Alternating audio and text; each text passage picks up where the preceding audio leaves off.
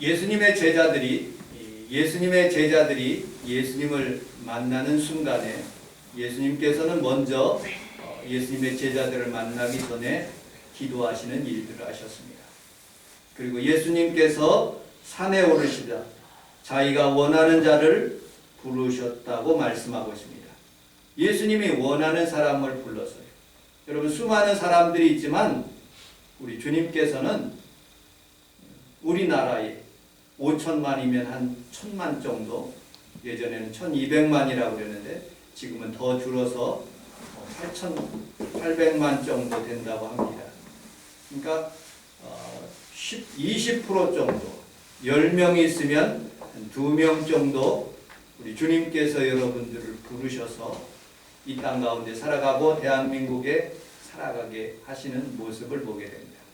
수많은 그 당시의 사람들이 있지만 12제자를 부르신 것처럼 오늘 우리 성원순복음교회 여러분들을 불러주셔서 함께 예비게 하신 그 주님께서 여러분들을 부르신 것을 믿으시면 아멘 하겠습니다. 아멘. 그리고 12를 세웠는데 우리 주님께서 어떻게 하시느냐, 자기와 함께 하시고 라고 말씀하고 있습니다. 누가복음 3장 13절에 보니까 자기와 함께 한다. 세상을 살아가면서 가장 두려운 것은 자기 혼자 사는 것입니다. 그런데 예수님과 함께 살면 행복하고 기쁩니다. 우리 사모가 정년퇴직을 하고 소원이 한 가지가 있답니다. 뭐냐고 물어보니까 핀란드라는 나라에 가서 오로라를 보는 게 꿈이라는 거예요. 목사님 함께 가십시다 라고 그렇게 이야기하더라고요. 그때 제가 답변하기를 좀 부담스럽습니다.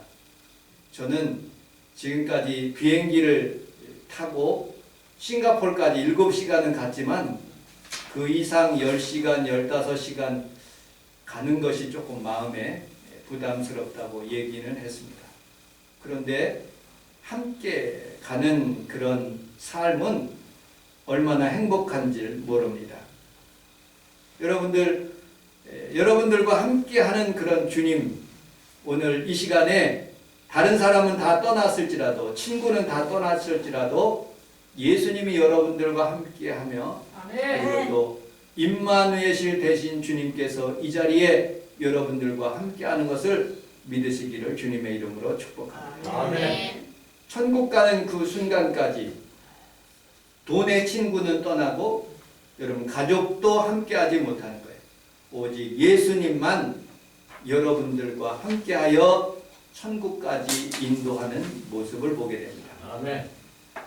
또 우리 주님께서 함께할 뿐만 아니라 마가복음 3장 14절에 보면 전도도 하게 하시며 라고 말씀하고 있어요. 예수님이 제자를 부르시는 조건은 두 번째, 전도도 하게 하십니다.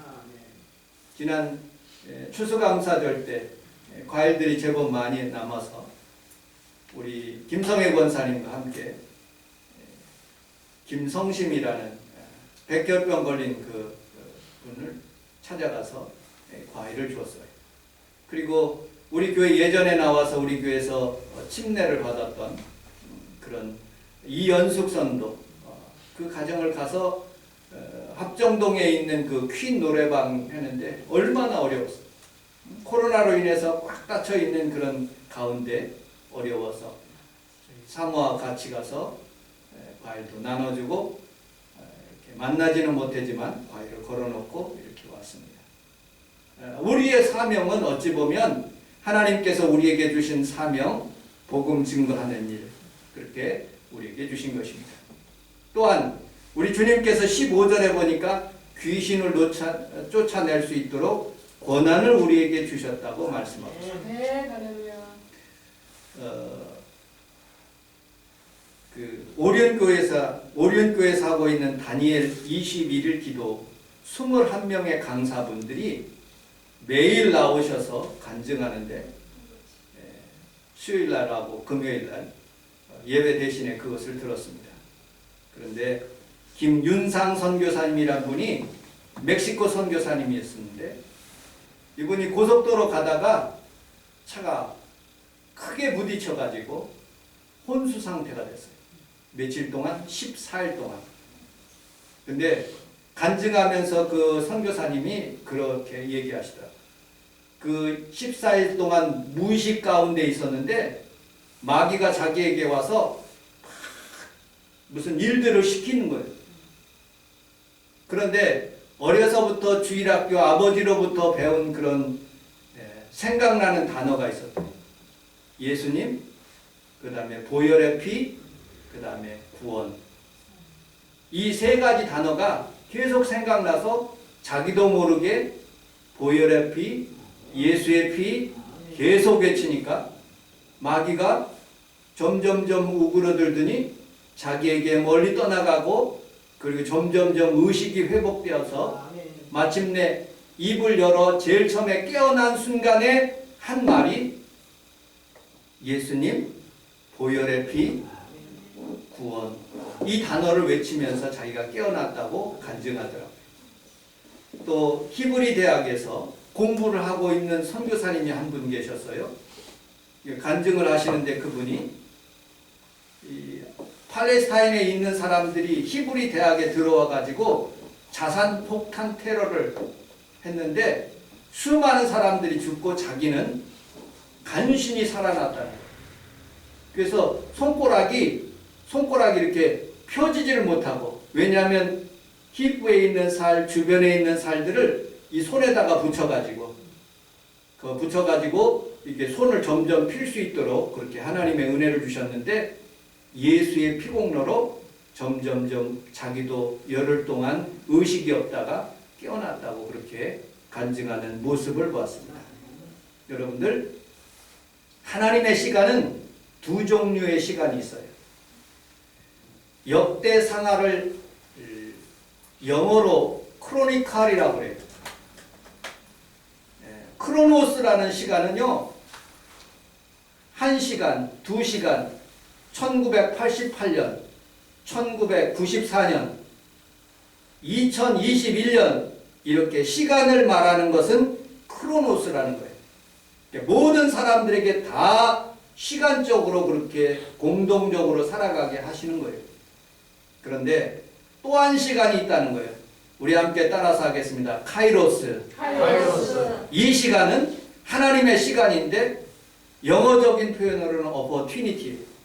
이 시간은 뭐냐? 하나님이 역사하는 시간이에요. 아멘. 문제를 해결해 주는 시간이에요. 치료하는 시간이에요. 부흥하게 하는 시간입니다. 하나님께서 오늘 예배하는 귀한 성도에게 여러분 카이로스의 하나님, 아멘. 병자가 있다면 고침을 받고, 아멘. 문제가 있다면 해결받고, 아멘. 하나님을 만나는 시간이 바로 카이로스의 시간이라고 말씀하고 있습니다. 아멘.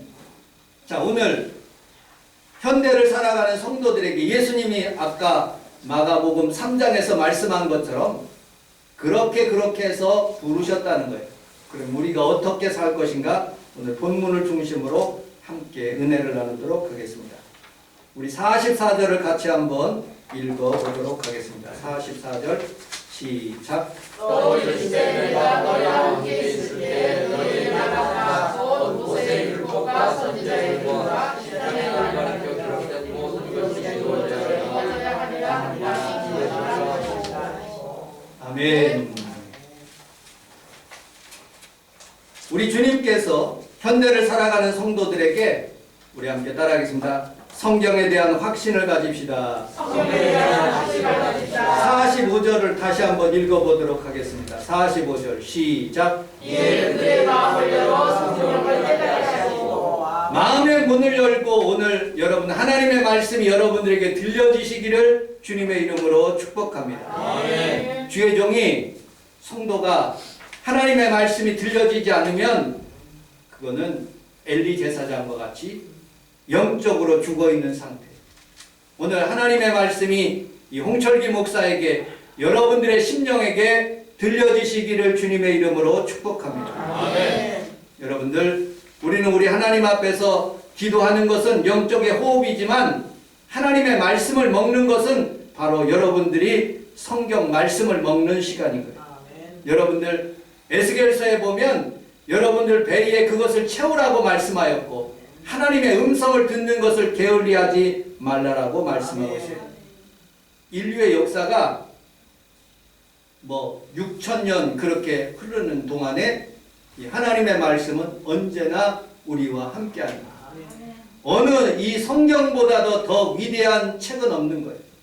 이거는 오고 오는 시대에 그리고 앞으로의 모든 시간에 하나님의 말씀이 살아있다는 말씀으로 검증된 말씀이에요. 그래서 오늘 여러분들 이 성경을 읽고 힘을 얻고 날마다 승리할 수 있는 귀한 성도들이 다 되시기를 주님의 이름으로 축복합니다. 아멘. 왜 그러느냐? 성경 44절에 이렇게 말씀하고 있어요. 모세의 율법과 선지자의 글과 시편에 가리켜 나를 기록하였다라고 말씀하고 있어요. 우리 함께 따라서 하겠습니다. 모세의 율법과 여러분, 예수님께서는 나에 대해서 모세의 율법에 대해서 모세오경, 창세기, 출애굽기, 레위기, 민수기, 신명기에 하나님의 말씀이 나에 대해서 예수님에 대해서 기록했다는 거예요. 6월절의 사건, 출애굽기서 12장 13절. 예수의 피, 그리고 또 문설주의 어린 양의 피를 바른 것 같이 여러분들이 예수의 피를 바름으로 흑암의 저주가 넘어가고 좋은 일이 일어나게 될 줄로 믿습니다. 민수기서 21장 9절. 장대에 달린 노뱀, 예수 그리스도의 십자가를 바라보는 순간에 여러분들이 그 노뱀을 바라보는 사람들에게 치료가 임한 것처럼 오늘 이 아침에 여러분들의 몸에 치료가 임하고 좋은 일이 일어나기를 주님의 이름으로 축복합니다. 민수기서 35장 28절에 도피성과 대제사장의 죽음과 사면에 대해서 말씀하고 있습니다. 두 번째, 선지자의 글이라고 말씀하고 있어요. 이사야서 53장에 보면 예수님의 출생에 대해서 말씀하고 있고요.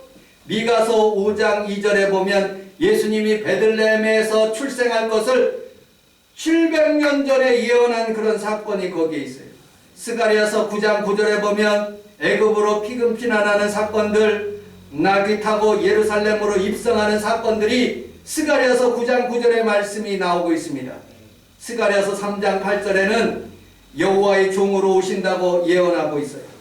스가랴서 11장 12절에는 은 30에 배반당할 것을 미리 예언하고 있어요.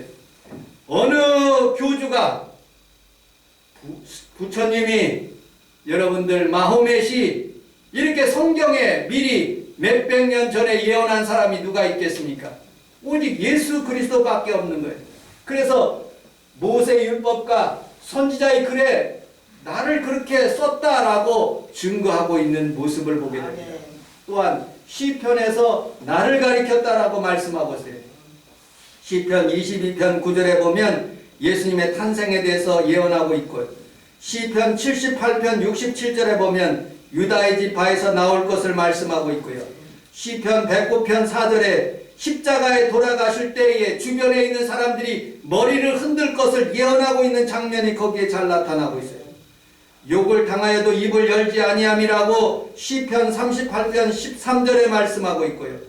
자기 영혼을 하나님께 의탁합니다 하고 죽는 그 장면도 시편 31편 5절에 말씀하고 있는 장면들을 보게 됩니다. 즉 결론적으로 신약에 오면서, 구약뿐만 아니라 신약에 오면서 아브라함과 다윗의 자손 예수 그리스도의 세계라라고 하면서 신약이 시작되는 모습을 보게 됩니다. 누가복음에 보면은 요셉부터 올라가기 시작해가지고 끝은 하나님, 거기서 모든 것을 주관하시는 분이 예수님이라고 말씀하고 있습니다. 요한복음에 보면은 결론이 말씀이 육신이 되어 이 땅 가운데 메시아가 오셨다고 말씀하고 있어요. 그러므로 성경은 하나님의 감동으로 된 것으로 여러분들에게 바르게 함과 유익하게 살 것을 말씀하고 있어요. 사도행전 18장 28절에 보면 성경으로서 예수는 그리스도라고 증언하여 공중 앞에서 힘있게 유대인들의 말을 이겼다고 말씀하고 있습니다. 또한 성경에 기록한 목적은 요한복음 20장 31절에 하나님의 아들을 그리스도이심을 믿게 하려 하며 또한 그를 힘입어 영생을 얻게 하려고 말씀하고 있는 부분들을 보게 됩니다. 자, 세 번째, 오늘 본문 46절을 같이 한번 읽어보도록 하겠습니다. 46절 시작. 또 이르시되 마치 그리스도가 고난을 받고 제3일에 죽은 자 가운데 살아나노라. 다시 한번 큰 목소리로 앉은 분이 있어서 시작. 또 이르시되 마치 그리스도가 고난을 받고 제3일에 죽은 자 가운데 살아나노라. 첫 번째는 성경에 대해서 여러분들 잘 알아야 돼요. 두 번째는 우리 함께 따라하겠습니다. 십자가와 부활을 믿읍시다. 부활을 믿읍시다. 십자가와 부활을 믿는 것. 아멘. 여러분들, 기독교의 핵심은 십자가요 부활입니다. 아멘. 기독교의 심장은 십자가와 부활입니다. 아멘. 불신자들은 이해를 할 수가 없는 부분이죠. 아니, 저렇게 살인한 자가, 저렇게 죄 지은 자가 어떻게 구원받느냐, 도저히 이해할 수 없는 부분이에요. 그런데 이것은 분명한 것이에요. 어떤 목사님이 이렇게 말씀하시는 부분들을 제가 기억하고 있어요. 지옥에는 아주 큰 대형 좌석이 돼요. 좌석. 쇠를 끌어들이는 좌석이 돼요. 그러니까 이 좌석은 죄 지은 사람들은 그 블랙홀에, 그 무저갱 속에서 좌석이 있는데 쫙 죄 있는, 요만큼의 죄도 있는 사람들은 다 끄집어서 그 무저갱 속으로 쏙 들어가게 한다는 거예요. 하나로. 그런데 예수님을 믿는 사람, 로마서 8장 1절에 보면 그리스도 안에 있는 사람은 결코 정죄함이 없나니라. 여러분, 자석은 이 플라스틱을 끄집어 당기지 못해요. 요거는 끄집어 당길 수 있지만 요거는, 여러분들은 예수의 피로 플라스틱이 되고 고무가 된다. 아무리 마귀가 여러분들을 끄집어 당겨도 끄집어 당길 수가 없는 거예요. 오직 예수의 영이 여러분들을 다 받들어서 천국에 올라가게 만드신다는 거예요. 그러므로 우리는 예수의 피를 의지하는 거예요. 여러분들의 죄를 자복하고 회개하면 주님께 나가는 거예요. 여러분, 구약은 율법으로서 나의 죄를 깨닫게 하는 것이고, 신약에 오면서 핵심인 십자가의 보혈의 피로 나를 정케하여 주셔서 천국에 들어가게 하신다는 말씀입니다. 로마서 3장 10절에 이것을 아는 사람들은 아무도 없고 모든 사람들은 다 죄를 진 사람이에요.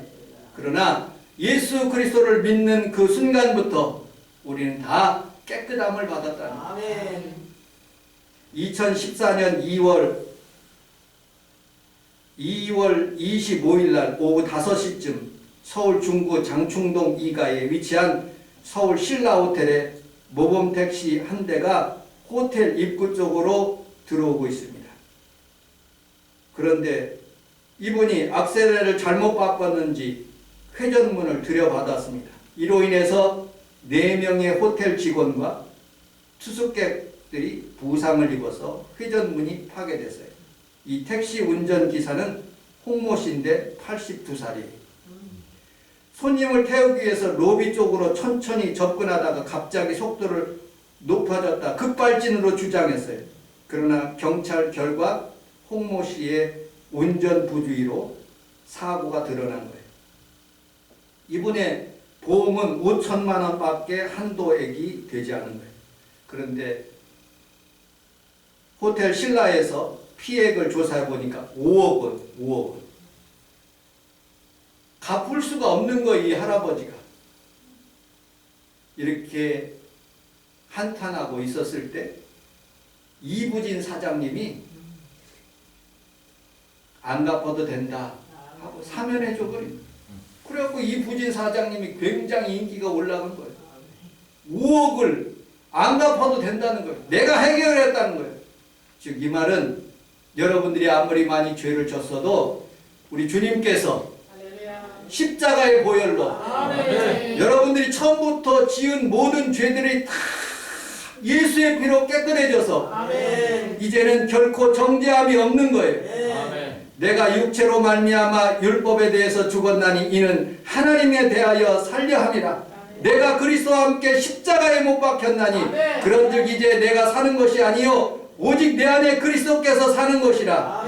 이제 내가 육체 가운데 사는 것은 나를 사랑하사 나를 위하여 자기 자신을 버리신 하나님의 아들을 믿는 믿음 안에서 사는 것이라고 말씀합니다. 내가 사는 게 아니라 예수님이 나와 함께 사는 거예요.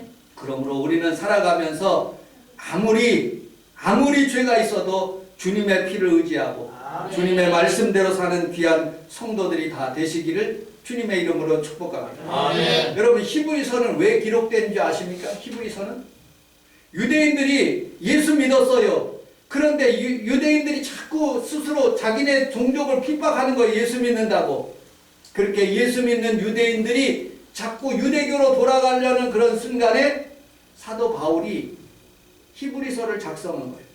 여러분들, 이 히브리서에서 나타나는 그런 하나님의 말씀은 예수 그리스도께서는 대제사장이다.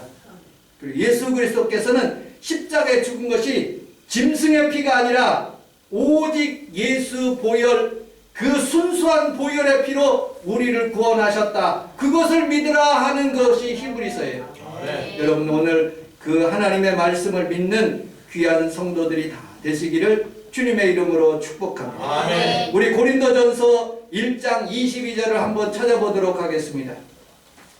고린도전서 1장 22절, 시간이 없기 때문에 빨리 찾아보도록 하겠습니다. 고린도전서 1장 22절. 고린도전서 1장 22절 중요하니까 1장 22절로 25절까지 같이 한번 읽어보도록 하겠습니다. 시작. 유대인은 표적으로 하고 해를 지으시는 자 우리는 십자가를 받아 그리스도를 전하는 유대인은 믿는 것이요 우리는 믿어가는 것인데 오직 그리스도를 받는 자들에게는 유대인이나 하나님이나 그리스도는 하나님의 이름이고 하나님의 이름이라.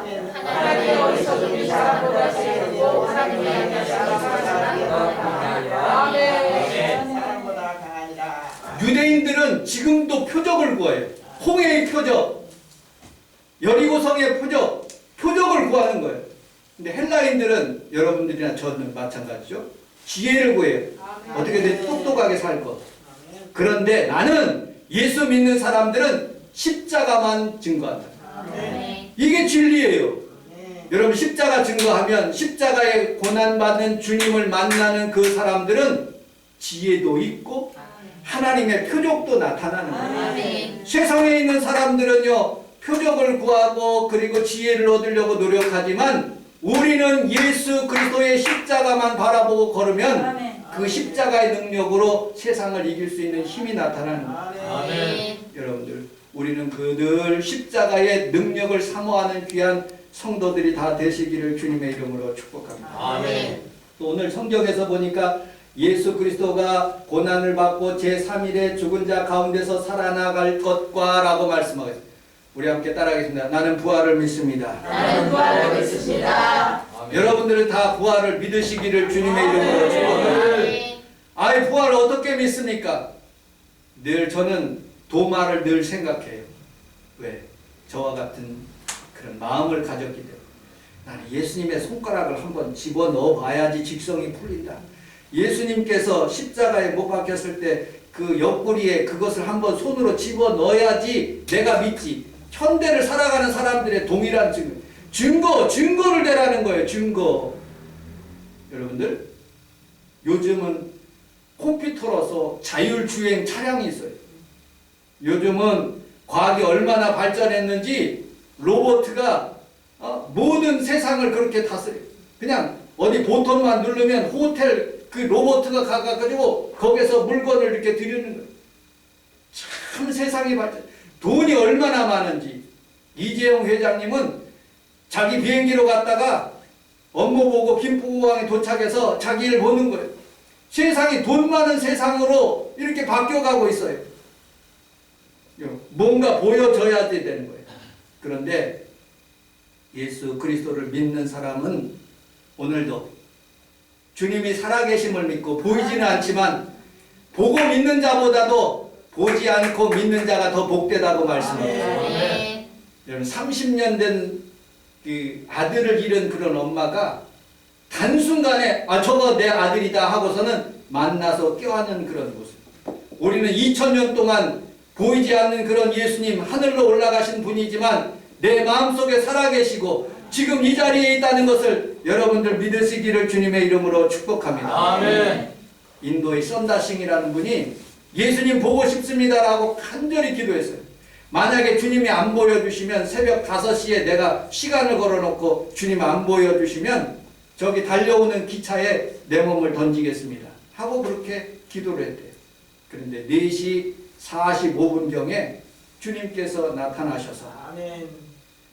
내가 예수다, 아멘. 내가 너를 위해서 죽었다 하시는 말씀을 받아가지고 그는 인도에 하나님의 복음을 증거하는 자가 되었다는 간증을 들었습니다. 잠언서 8장 17절에 나를 사랑하는 자들이 나의 사랑을 입으며, 우리 함께 따라하겠습니다. 나를 간절히 찾는 자는 나를 만날 것이요. 여러분들 주님을 간절히 찾고 만나시기를 주님의 이름으로 축복합니다. 자, 결론. 오늘 본문 47절로 49절까지 읽고 말씀을 마치도록 하겠습니다. 47절로 49절 시작. 또 그 이름으로 제사함을 받지 않는 그가 예루살렘에서 시작하여 모든 국민들이 털어낼 것으로 되었으니 너희는 모든 일에 집중하라. 볼지어다 내가 내 아버지께서 약속하신 것을 너희에게 보내리니 너희는 비로소 능력을 입혀질 때까지 이 성에 머물라 하시니라. 아멘.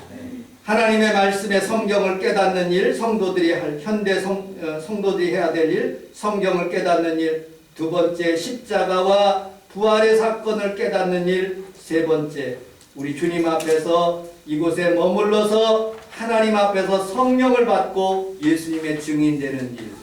그 일을 우리 주님께서 원하시고 계십니다. 이 본문에 있는 말씀은 사도행전 1장에 있는 말씀과 같아요. 여러분들, 교단이 조금씩 다를 수 있어요. 저는 동의합니다. 장로교회는 장로교회의 특징이 있어요. 하나님의 말씀을 어떻게 하든지 잘 말씀을 성도들에게 가르치는 거예요. 승복음교회, 오순절교회는요, 어떻게든지 하나님 앞에서 성령 받게 하고 성령으로 말미암아 능력 있는 삶을 살게 하는 거예요. 여러분, 이 두 가지가 공이 잘 하나님 앞에서 온전한 삶을 살아갈 수 있도록 그렇게 운행돼야 돼. 그래야지 자동차가 편안하게 갈 수가 있는 거예요. 때때로 여러분들 살아가면서 변칙을 즐겨하면 안 돼. 지난 도쿄 올림픽인가?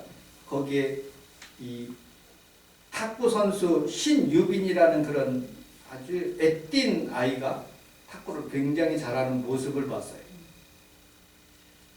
노장 니시아니안이란 여자가, 굉장히 나이든 여자가 탁구를 하는데 이 사람은 변칙 스타일이야. 왼손잡이고 펜홀더고 핀풀 레버를 사용하네. 핀풀 레버는 뭐냐면, 핀풀이라는 뜻은 뭐냐면 여러분들 얼굴이나 이런 데에 뾰드록지 이렇게 꿀쪽 나온 거 있지. 이건 핀풀이라는 거예요.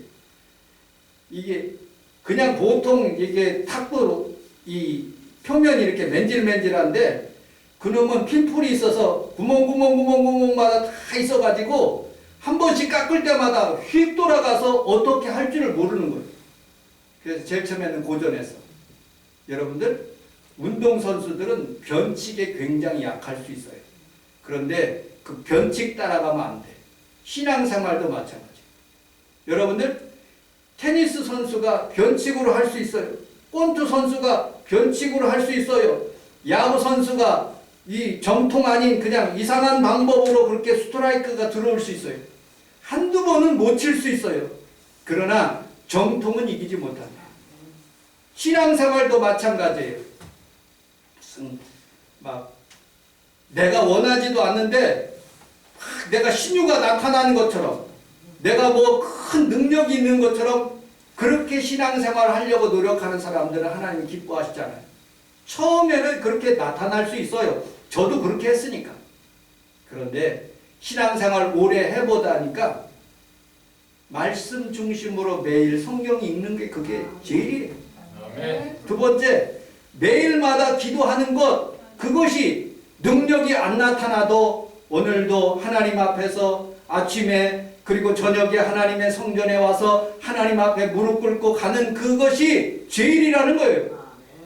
그 시간에 하나님께서 역사하시면 능력을 주시면 감사하지만 안 주셔도 그것이 제일이에요. 아멘. 변칙으로 사용하여서 트릭으로 사용해서 아이 내가 신유기도 해줄게, 내가 뭐 해줄게, 예언해줄게, 아니에요. 그건 신앙